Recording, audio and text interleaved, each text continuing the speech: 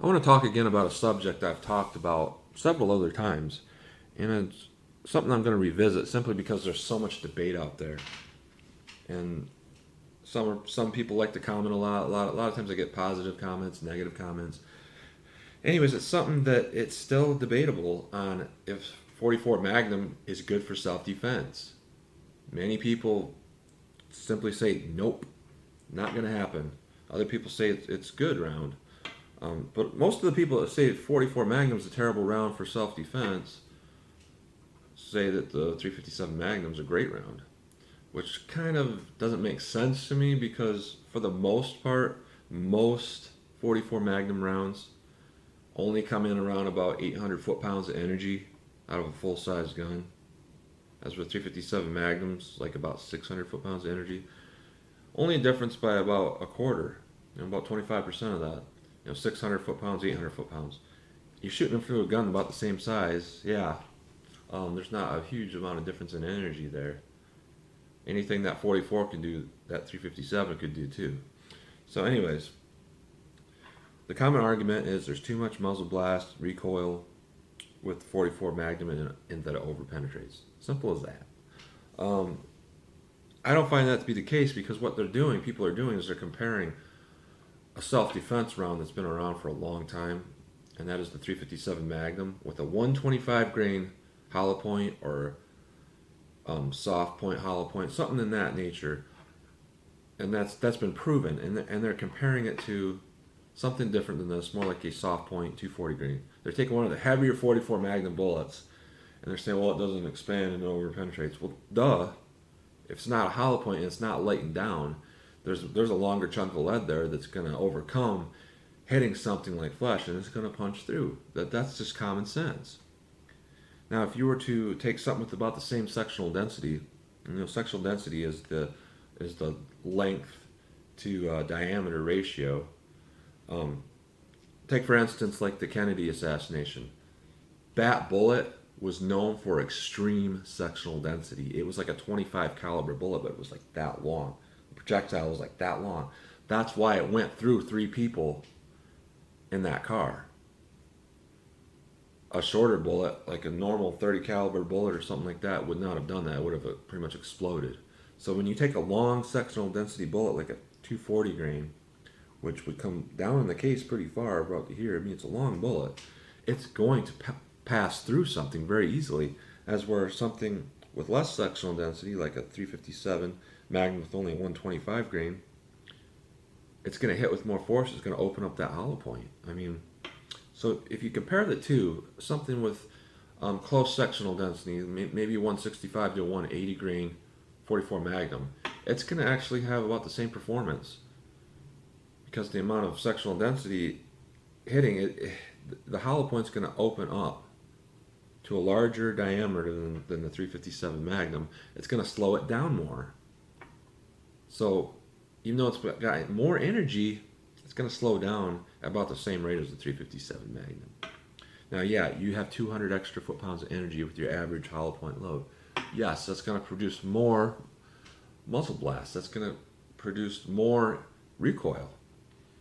But it really comes down to what gun you're firing it in. If you took a large framed of either of these, the end frame, the original 357 Magnum gun, the registered Magnum, and that was like I think it was a 40 and some odd ounce gun. You compare that with the 357 Magnum to a 40 and some ounce gun with the 44, your recoil isn't going to be that big in difference. Now, if you compare little snub nose revolvers, there are some like Smith and Wesson used to make some 44 Magnums that were in the 20 some odd ounce range or 30 ounce range, and you compare that to a 357 with the same weight gun. Yeah, there's going to be a big difference there. But if you're talking home defense, you're talking a large, heavy gun, or even like the Rugers, like a Ruger GP100, I think weighs just as much as like some of the Smith and Wesson 44 Magnums, or the Ruger Redhawks weigh quite a bit more, the 44 Magnum revolvers, than a lot of the lighter 357s. You're going to get less recoil on the 44 with something like that.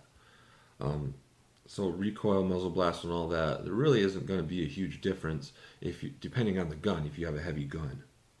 Certainly, if you have a light little gun, yeah, you're going to have a big difference there. But both are going to recoil pretty hard. But as far as over penetration, no, I mean they're gonna penetrate the same with the same sectional density type bullets. Um, so that's just a basic rundown of those things. And stopping power is pretty similar from some of the more modern data. It's well over 98% stopping power, one shot stop data that there's been collected on hollow points. So and there's even lightened down versions of the critical defense 44 Magnum, stuff like that. So I mean that's just a rundown on it. That's what I think about it, and I mean it's just common science. There isn't, people are taking this mythical thing they saw in Dirty Harry, and you're like, oh my god. And what you see is you get people that are like experts on guns, so-called experts, and they put the information out there like this gun has so much recoil, it's not going to be fun to shoot, you're not going to like it, you're never going to be able to control the muzzle blast. I had a 44 Magnum and I put the hottest stuff you could put through it, and it wasn't bad. It really wasn't bad at all. It didn't hurt that bad. It didn't hurt my hands that bad. Really, not much different than the 357 Magnum. I had a full size end frame Smith and Wesson 44, and I dare to say, compared to my SP 101, I mean, there's a little difference in weight there, but I dare to say the 357 hurt more than the 44 as far as recoil force in the hands. So, I think people are just, some of the experts are kind of full of it, and just get out there. Just get out there and experiment with these calories to see, like, this stuff is common sense. None of these mythological things you think about are movie legends and all that. It's not real. I mean, this is just the caliber. Same with 45 ACP. You always think 45 ACP is a push and a pull. Boom, boom. First time I shot 45 ACP, the gun muzzle rise and the recoil in my hands, it was identical to 9mm to me. I mean, so anyways, that's just a rundown of my thoughts again on the 44 Magnum versus the 357 Magnum. Just my common sense thoughts. So thanks for watching.